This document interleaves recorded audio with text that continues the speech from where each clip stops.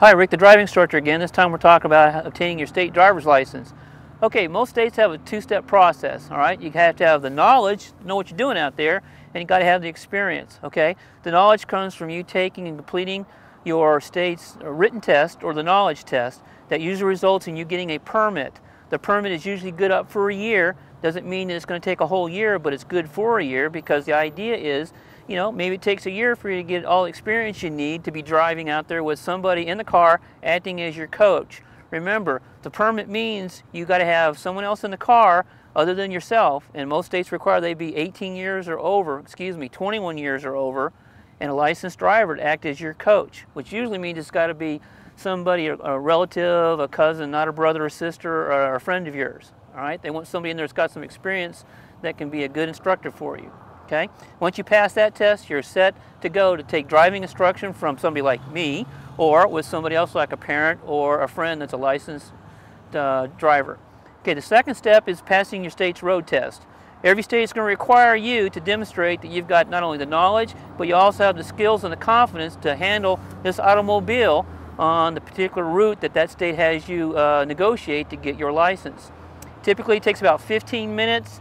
It may involve parking through some cones. It may involve parking, parallel parking or perpendicular parking. Some states require the parallel. Some states don't. All depends on what your particular state would require you to do.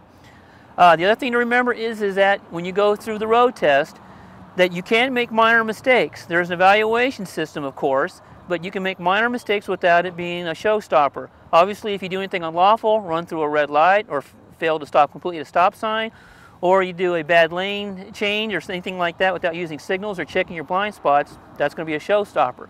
So remember, when they're over there and they're writing things down on that clipboard, they're writing the good things you're doing and the mistakes. You can make minor mistakes, you don't have to be perfect. Once you've accomplished that, then you're ready to go because you've passed the written test, you know what you're supposed to be doing out there, and you've demonstrated by passing the road test that you know what you're supposed to do out there when there's no one there acting as your coach. So those are the two steps you must qualify for in order to get your state driving license.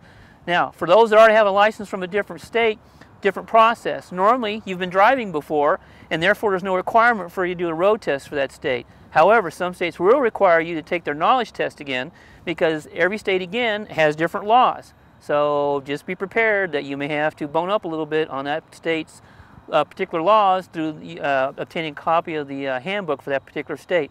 Otherwise, it should be no problem changing over your license from, say, a different state to the state you're in right now. Also, the time limit on that. Most states only give you a 30-day time limit. A lot of folks think it could be 3 months or 60 days.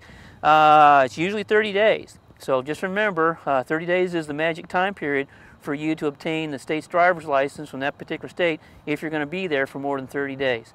So that's what you have to know about obtaining your driver's license in the particular state that you're going to be sharing the road with all the other fellow travelers out there.